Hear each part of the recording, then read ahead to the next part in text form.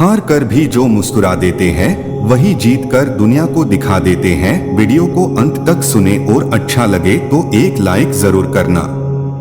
जीत जहां खुशी देकर जाती है तो हार उसे एक नया सबक सिखाती है, लेकिन व्यक्ति की कभी हार न मानने की आदत ही उसे एक न एक दिन जरूर जीत दिलाती है। व्यक्ति को कभी अपनी जीत हो या हार उसे लेकर मन में भ्रम नहीं पालना चाहिए। व्यक्ति को जीतने से पहले न तो जीत और न ही हारने से पहले कभी हार नहीं माननी चाहिए। जीवन में व्यक्ति को कभी भी जीतने से पहले जीत और हारने से पहले कभी हार नहीं माननी चाहिए। जीवन में मिलने वाली हार के मायने जानने के लिए जीवन के इस सफर में आदमी के साथ जीत हार लगी रहती है। कई बार कुछ लोगों को थोड़े से प्रयास में ही जीत मिल जाती है, तो वहीं कुछ लोगों को बहुत कोशिशों के बाद भी हार का सामना करना पड़ता है। व्यक्ति के जीवन में उसे हार मिले या जीत, उसे दोनों ही स्थिति में फायदा होता है। जीत जहां खुशी देकर जाती है तो हार उसे एक नया सबक सिखाती है, लेकिन व्यक्ति की कभी हार न मानने की आदत ही उसे एक न एक दिन जरूर जीत दिलाती है। व्यक्ति को कभी अपनी जीत हो या हार उसे लेकर मन में भ्रम नहीं पालना चाहिए। व्यक्ति को जीतने से पहले न तो जीत और न ही हारने से पहले कभी हार नहीं माननी चाहिए। जीवन में आसानी से मिलने वाली जीत के उतने मायने नहीं होते हैं जितने की हार की आशंका के बावजूद व्यक्ति अपनी जीत को सुनिश्चित करता है। आइए जीवन में मिलने वाली हार से जुड़ी 5 अनमोल सीख सीखते हैं। सफलता के 5 मंत्र। पहला मंत्र, व्यक्ति के जीवन में जीत और हार उसकी सोच पर निर्भर करती है। यदि आप मान ले तो हार है और ठान ले तो जीत है। दूसरा मंत्र, जीवन में हार न मानना ही जीत की पहली निशानी होती है। अगर आप स्वयं से हार नहीं मानते हैं तो दुनिया की कोई ताकत आपको हरा नहीं सकती है। तीसरा मंत्र, जीवन में कभी भी कुछ नया करने से मत डरो और ये मत सोचो कि हार होगी, क्योंकि हार तो कभी होती ही नहीं, क्योंकि या तो आपको जीत मिलेगी या फिर एक नई सीख। चौथा मंत्र, जीवन में हारना तब बहुत जरूरी हो जाता है जब आपकी लड़ाई अपनों से हो, लेकिन आपका जीतना तब आवश्यक हो जाता है जब लड़ाई खुद से हो।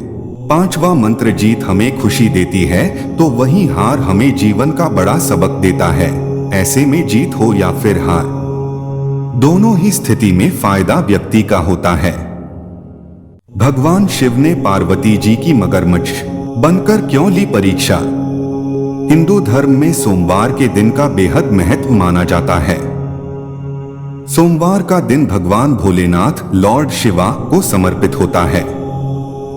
जो भी व्यक्ति सोमवार के दिन विधि विधान से शिवजी का पूजन और आराधना करता है उसके जीवन के समस्त कष्ट दूर हो जाते हैं। इसके साथ ही जीवन में सुख एवं समृद्धि का वास हो जाता है। भगवान भोलेनाथ को बेहद जल्दी प्रसन्न होने वाला देवता भी माना जाता है। भोलेनाथ का विवाह पार्वती जी के साथ हुआ था। इसके लिए पार्वती जी ने सैकड़ों वर्षों तक कठिन तप किया था। तप के बाद एक वक्त ऐसा भी आया था जब पार्वती जी को भगवान शिव की परीक्षा का सामना करना पड़ा था। आइए जानते हैं ये पौराणिक कथा। शिव जी ने ली इस तरह परीक्षा। पौराणिक कथाओं के अनुसार माता पार्वती ने भगवान शिव को अपने पति के रूप में पाने के लिए सैकड़ों वर्षों तक कठोर तप किया था। उनकी तपस्या को देखकर देवताओं ने शिवजी से देवी पार्वती की मनोकामना पूरी करने की प्रार्थना की थी। इसके बाद भोलेनाथ ने सप्तर्षियों को पार्वती जी की परीक्षा लेने के लिए भेजा।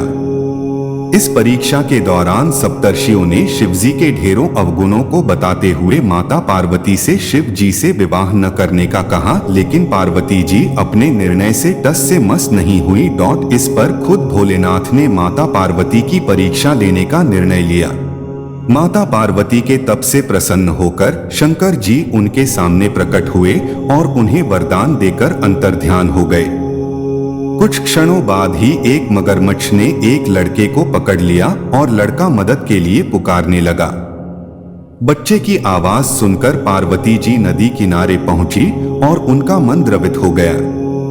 इस बीच लड़के ने माता पार्वती को देखकर कहा कि मेरी न मां है, न बाप, न कोई मित्र ही है। माता, आप ही मेरी रक्षा करें। इस पर पार्वती जी ने मगरमच्छ से कहा कि ग्राह इस लड़के को छोड़ दें। इस पर मगरमच्छ ने कहा कि दिन के छठे पहर जो मुझे मिलता है उसे आहार बनाना मेरा नियम है। पार्वती जी के विनती करने पर मगरमच्छ ने लड़के को छोड़ने के बदले में पार्वती जी के तप से प्राप्त वरदान का पुण्य फल मांग लिया। इस पर पार्वती जी तैयार हो गई। मगरमच्छ ने बालक को छोड़ दिया और तेजस्वी बन गया।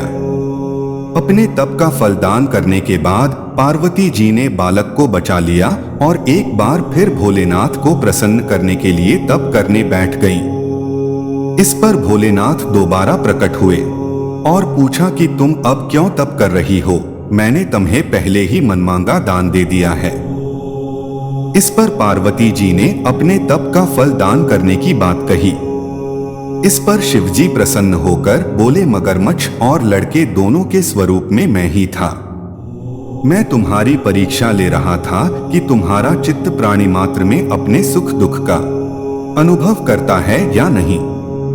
तुम्हारी परीक्षा लेने के लिए ही मैंने ये लीला रचाई थी। अनेकों रूप में दिखने वाला मैं ही एक सत्य हूँ। अनेक शरीरों में नजर आने वाला मैं निर्विकार हूँ। इस तरह पार्वती जी शिव जी की परीक्षा में उत्तीर्ण हुई और उनकी अर्धांगिनी बनी।